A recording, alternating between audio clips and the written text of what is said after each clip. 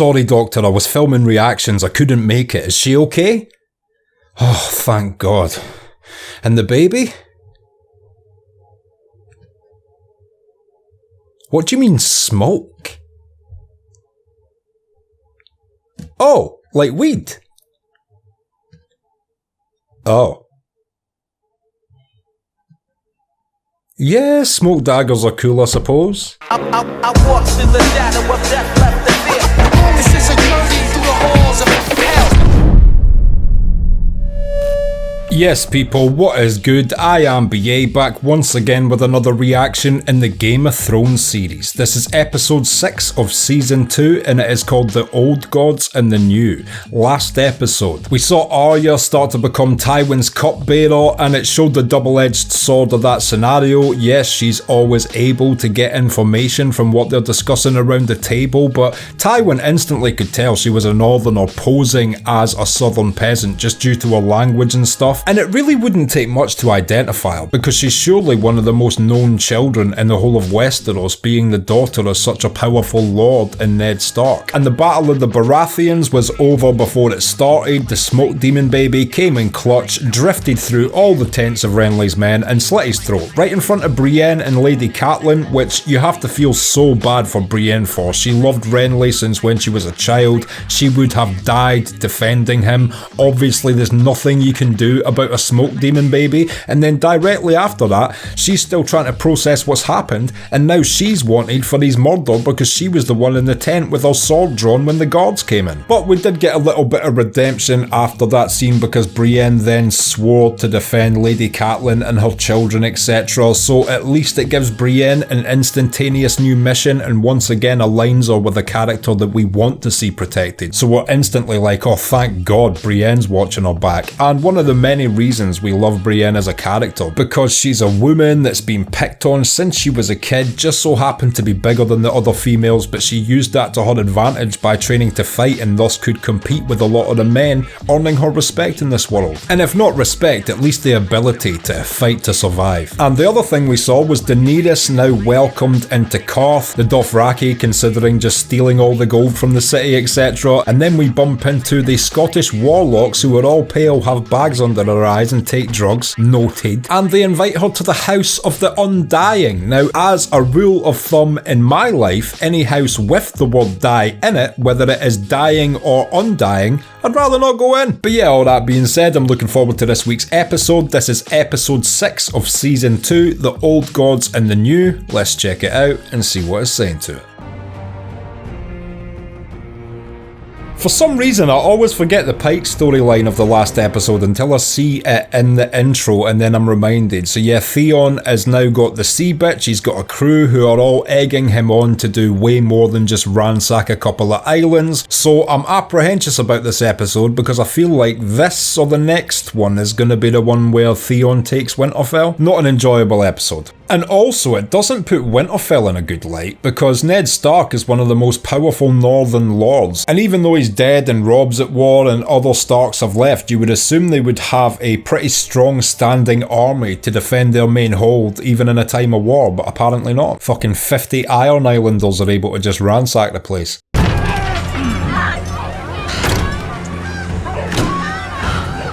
Oh, there was me worrying it was going to be this or the next episode. It is the very start. We are right into this bullshit. I've taken your castle.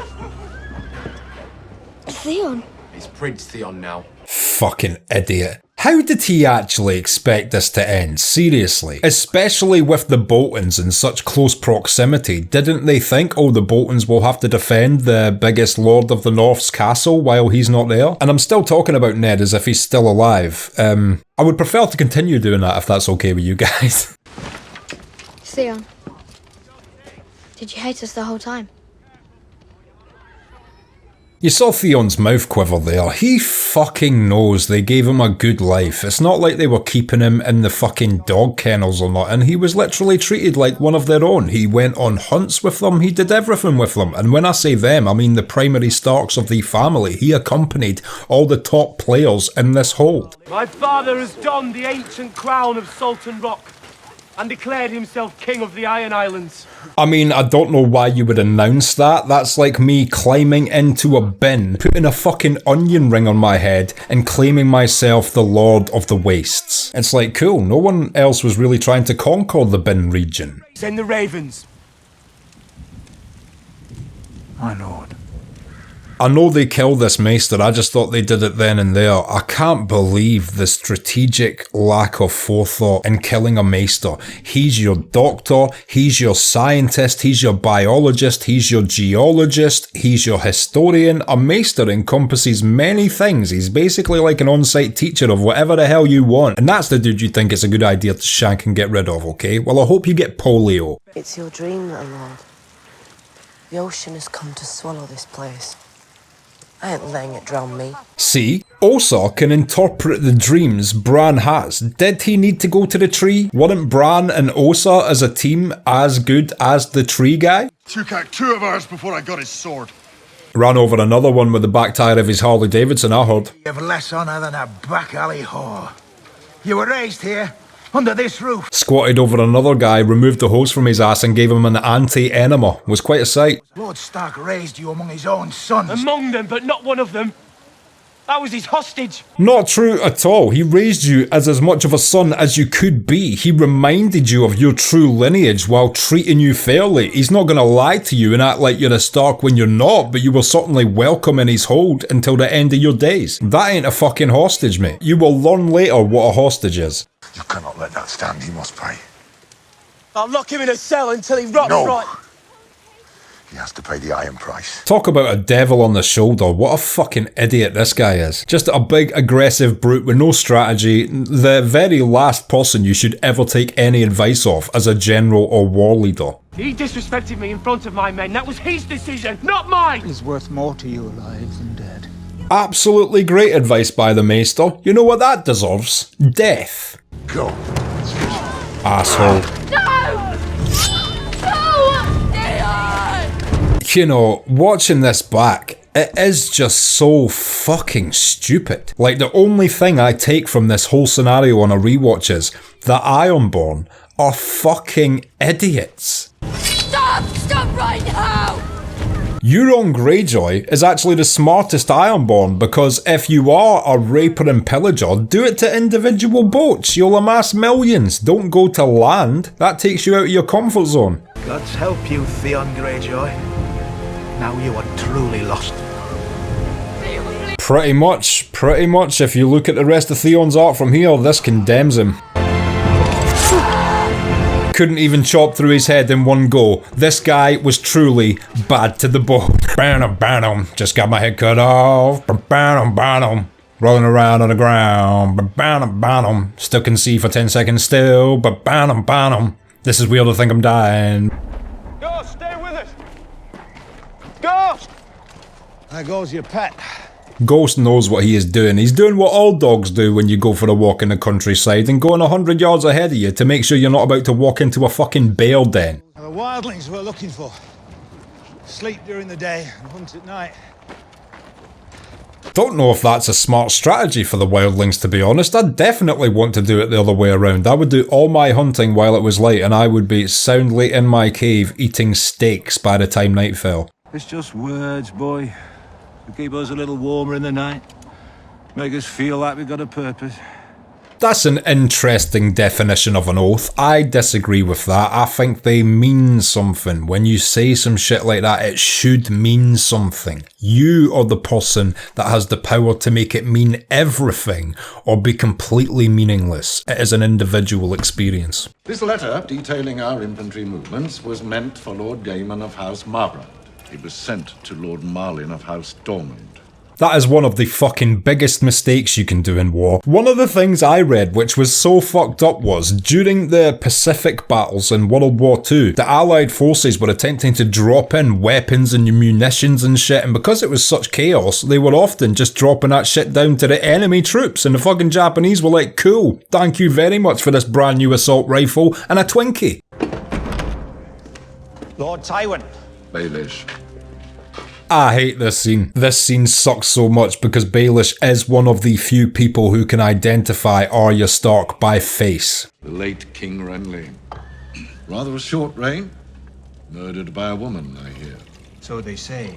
Technically, even though they're wrong, they're also right. More wine for Lord Baelish.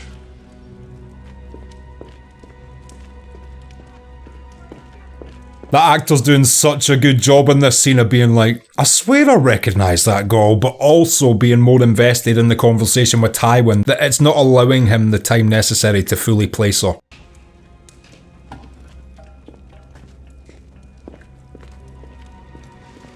What else? But see there, he can't take his eyes off her, like he is truly suspicious. You would have thought if he'd got to the point where he can't take his eyes off her, he knows for sure she might be someone. But I guess not, because he never mentions it to Tywin.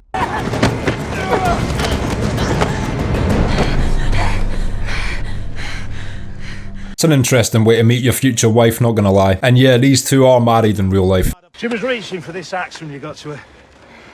Give her half a chance, she'll bury it in your face. He's not wrong, they're sworn enemies. But Ygritte's a woman of principle, and a man's oral sex skill trumps her loyalty to her brethren, and I guess you have to respect it. The free folk? How many? Hundreds and thousands. More than you've ever seen, Crow. I don't think she's lying about the number that the King Beyond the Wall is able to amass as well. Is that the single largest army in this show? Because I'm trying to like figure out the numbers in my head. You know, Renly had a pretty decent size, but it wasn't hundreds of thousands. It was maybe 100,000, 80,000, 50,000. It sounds like the army Beyond the Wall, while lacking in, you know, armour and shit, is actually the largest man for man in numbers wise. Will you burn me? After? Someone might see the smoke. That's harsh, because it's also damning her to a life as a white. Go on. Be quick about it. She's more ready than he is.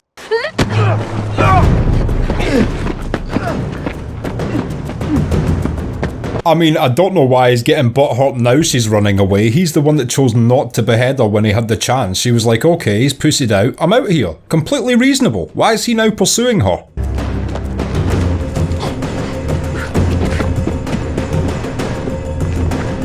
I wonder if any of these extras slipped during this chase scene, because it looks like a brutal fucking surface to film a chase on, especially when you're carrying a sword. He can't do it.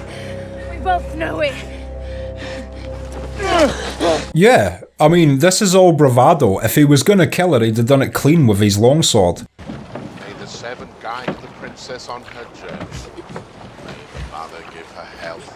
Poor Princess Marcella, she looks so miserable. Also, here's a question. We see this character later on, obviously not for long, but you know, in Dawn, and then returning. Did they cast the same actress from this season, or is this another recasting when we see her later on? Because with some characters, they don't do that too, even though we see them young. Is it Tormund, Joffrey's brother? We see him very young, and then later on, they've kept the same actor, I think. And same with Rickon.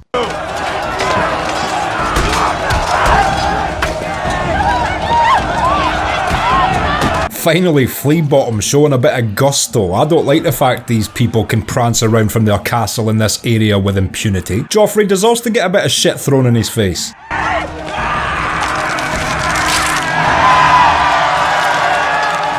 Wow, I forgot that moment. Holy shit, they just tore him apart like wild animals.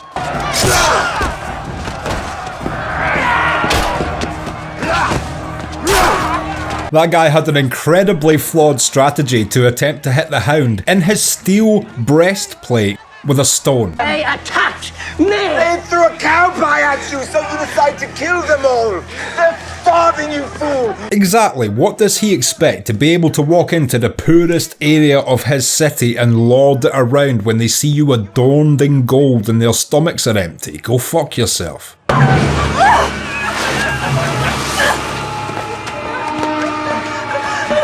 What scummy pieces of shit. You know, I can sympathise with the starving and poor, but just fucking criminal sexual assaulters, yeah, these guys can fuck off.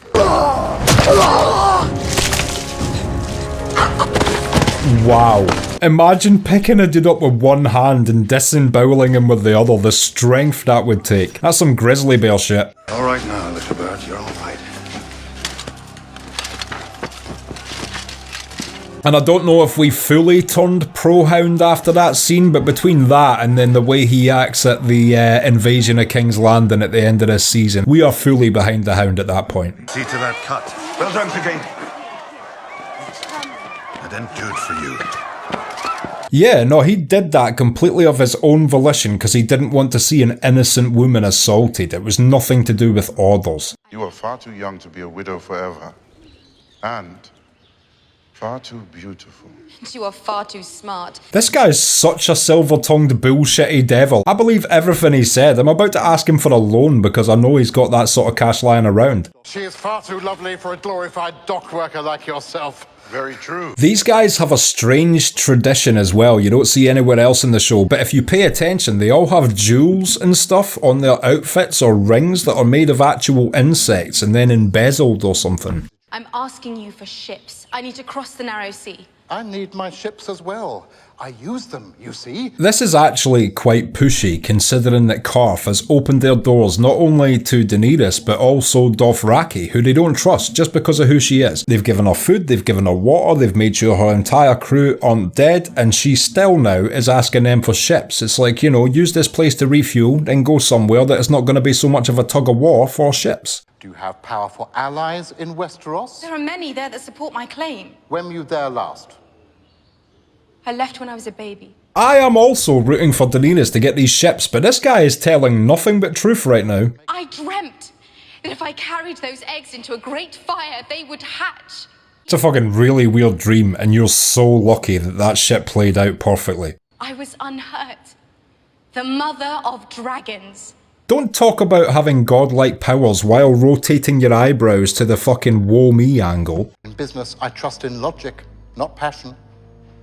I'm sorry, little princess. I am not your little princess. And that is smart business. Obviously, he's never going to be the guy that becomes a trizillionaire through Amazon or Bitcoin, but you know, he plays it smart. He lets the market dictate what's popping, and he puts his money in there. That's how you keep it rolling. All these former crypto bros sleeping in alleyways right now could have learned from this guy. Who taught you to read? My father, my lord. Could she have gotten away with that there if she was just like, no one, I'm just trying to make out this first word, I'm trying to teach myself. Do you think he would have believed that? Or would he have just been like, fuck off, you liar? I sat Jamie down for 4 hours every day until he learned. He hated me for it. Oh, what a good father to the one son he sees as the continuation of his house. What killed him? Loyalty. What a fucking heartbreaking answer that is. And Maisie Williams is fucking killing it as Arya, by the way. I don't know if I've mentioned it yet, but this show really lucked out with the casting of the Stark family, because these are the people we follow through this whole shit, and it was make or break. And it's really hard to tell sometimes if a child actor of a certain age is going to grow up to be a bit of a shit actor, Rickon Stark, or grow up to be a good actor, Maisie Williams. So I feel like they really were lucky with their dice rolls while casting this show. Nearly destroyed our house and name. I'm cold. I'll fetch more wood for the fire, my lord. I think it's weird that these people have servants because they walk around talking about being real men and all this shit, but then all of a sudden they'll be like, my feet hurt. I'm cold. Oh, are you cold, are you, Tywin? Are you cold? It must be your fucking heart. What might this be? Lord Tywin gave it to me. What for? That Lord Tywin shit did not work whatsoever.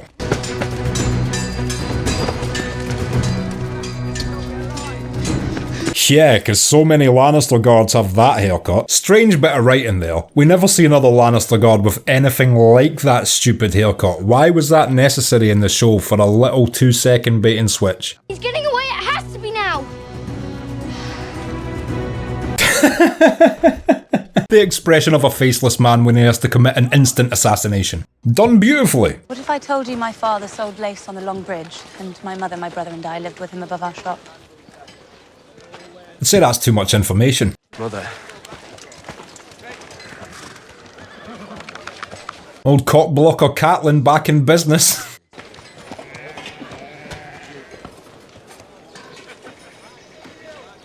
This is the beginning of events that lead to the death of both of these characters. And I know we all hate Walder Frey, so this next comment is going to be an incredibly unpopular opinion, but fucking Rob agreed to it, man. Rob agreed to that deal, and, you know, Walder Frey held up his end of the deal and let him cross the twins, and Rob threw it back in his face and was like, no, our families are not joining. If you were Walder Frey, wouldn't you just feel a bit fucking scorned by that? Like, what? Completely used me to go through and then just fucked off the agreement of us joining houses. Fuck this guy. I'm calling Tywin Lannister. There's no shelter here. There's no shelter anywhere. There is, if you know where to look. Yeah, like I was saying last episode, I think in this region you would probably keep walking until you found a cave. Although caves would be equally as dangerous in a region like this because they could be occupied by direwolves, polar bears, etc. We'll stay warmer if we stay close. Oh, she's a fucking professional.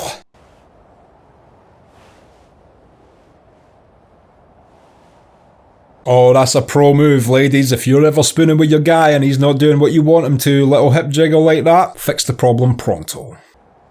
Of course he married her after this scene.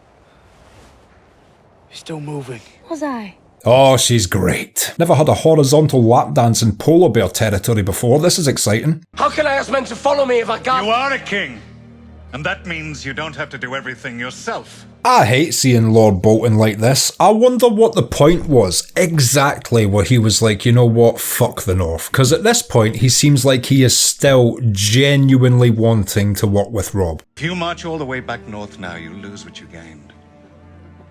My boy would be honored to bring you Prince Theon's head. And he's being very honest in this scene. It's almost as if the Boltons were turned to the dark side by the phrase. We know things, the free people. You know things. Not even mad at her for this, she's just doing exactly what she needs to do to survive right now. You are everything he will never have. Your horse eats better than his children. It doesn't matter now, he's dead. Well, more valuable would have been a nicer word there, Shay. Don't trust anybody. Life is safer that way. Poor Sansa, the one person she believes she's confiding in and trust is also just a snake in the grass waiting to bite.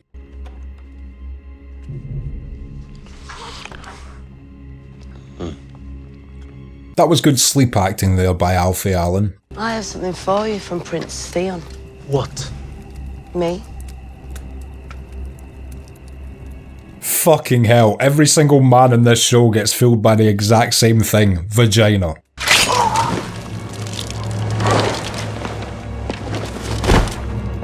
What a little assassin she is.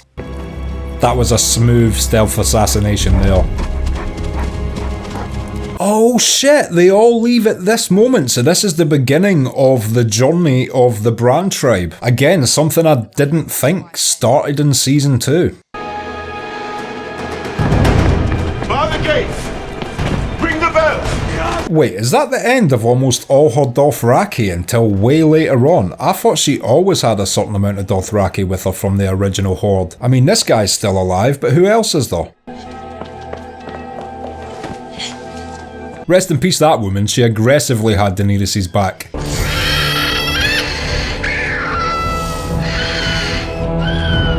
Of course they've been stolen. Of course they've been stolen by the Scottish. Right, George? Right, George? She should have known that from day one, shouldn't she, George? That it was the Scottish pale, black-eyed drug addicts that stole the fucking Well, you're lucky I don't steal dragons, you fucking cunt. Otherwise, I'd have 3 fucking dragons, you'd be shitting yourself, mate. Okay, and that was episode 6 of season 2 of Game of Thrones, The Old Gods and the New, and I will be back in just a minute with my thoughts on that. So, The Old Gods and the New, what did I think of that? Damn, I knew that Theon episode was coming soon, I did not realise it was this episode. I absolutely hate it for multiple reasons, the main one being, it's such a stupid strategy from his father to even attempt this. Now, obviously, his dad didn't say go to Winterfell, he said take your one ship and pillage some islands. Now, if they'd have done that, they'd have probably have been okay. But I still think his dad's idea was dumb as fuck to begin with, but it was also Theon's fault for getting egged on by his idiot crew into doing even worse shit and turning his attention back on Winterfell. The other thing I'll say is we never got to see how it happened, but seemingly Winterfell put up a terrible defence because those guys were in there no problem. And I know Robb would have probably have took some of the soldiers to go south to fight with him, but it makes absolutely no tactical sense to leave your hold undefended from opposing enemy forces in the north, especially especially when you know you've got noisy neighbours out in the Iron Islands ready to take advantage of any slip-up by these northern houses to further their control. The Arya Tywin relationship is getting interesting. He knows way more about her than she would ever want him to know, but he still sees it as a good thing. In actuality, I believe he sees qualities in her he wishes he saw in his own children, which I think is furthering his attachment to her because he admires her almost. She almost bit off more than she could chew on this episode, trying to take that note and then her excuse of it going to the armourer. Why would a Raven note about Robb Stark be going to the armourer? But you know, she didn't know that. Luckily, she still owed 2 lives to the faceless murdered genie, and she managed to get hold of him and say, yo, kill this guy straight away. And it's one of my favourite moments in the show, because even when he opens the door to Tywin, you think, fuck, Jaqen never got there in time, and then poof, dart in the neck. So good. I love shit like that. And again, shows how formidable a faceless man is. How these guys don't run Westeros, I have no idea, because Bravos could have sent just like 50 of these dudes into Westeros, and they'd have probably have fucking cleared out the entire region within a month. We got introduced to the Ygritte character this episode as well. She is a great character, but it's just a bit of a tragic storyline because of how the show starts with the relationship between the Wildlings and the Night's Watch. It's basically doomed from its inception just because of how much the two warring tribes hate one another. My favourite part of the episode though was Osa using her wildling ninja skills to manage to get all the Starks out of Winterfell and the direwolves, and that begins them on their journey along with Hodor to find the three-eyed raven eventually. Again, as I said during the reaction, had no idea they brought that storyline into it as early as season 2. And we also saw Robb start to get attached to the Norse, who he eventually breaks his agreement with Walder Frey for. And as I said during the episode, as much as now, I am not an exception, we all hate Walder Frey, but he is justified in being like, fuck Robb, he promised me this, that and this. I gave him access to the thing that my house is known for having control of, and then he just threw away our agreement. I'm not saying I would invite him into my house under the pretenses of a wedding and slaughter him, but I'd certainly write him a sternly worded letter, and I'd make sure the Raven shat on him as it delivered it. So yeah, this episode has a lot of love getting in the way of strategy and common sense, both in the instance of Jon Snow and Ygritte, and also Robb Stark and the nice nurse lady. Yes, it is nice to see people fall in love, but if you look at the big picture, both of these are fucking terrible decisions. And this is also the episode where I think people just start to love the Hound. He didn't get ordered to go and save Sansa. He noticed these guys dragging her off into a little secluded place, followed them, killed them, and saved her for no other reason than he did not want to see an innocent child get assaulted. How could you not gravitate towards someone thinking just on a moral basis without orders like that? And yeah, I just feel like in general, this whole season is now ramping up to the finale now. We're getting all the chess pieces in place for Stannis' attack on King's Landing, and everything is laid out beautifully right now. So yeah, needless to say, I cannot wait to watch next week's episode. If you've liked this video, click like, subscribe to the channel to see more videos like this, ring the bell to be notified as to when they drop. If there's anything you want to talk about, comment down below, and share this around to anyone you think might appreciate it or want to watch these reactions along with us. My Patreon link is down in the description. If you become a patron, you get access to my blog, you get access to these reactions I put on YouTube a month and a half in advance, and you also get access to full-length versions of everything I react to. So consider becoming a patron, it helps me and my channel out so much. And until next time, I have been BA, peace.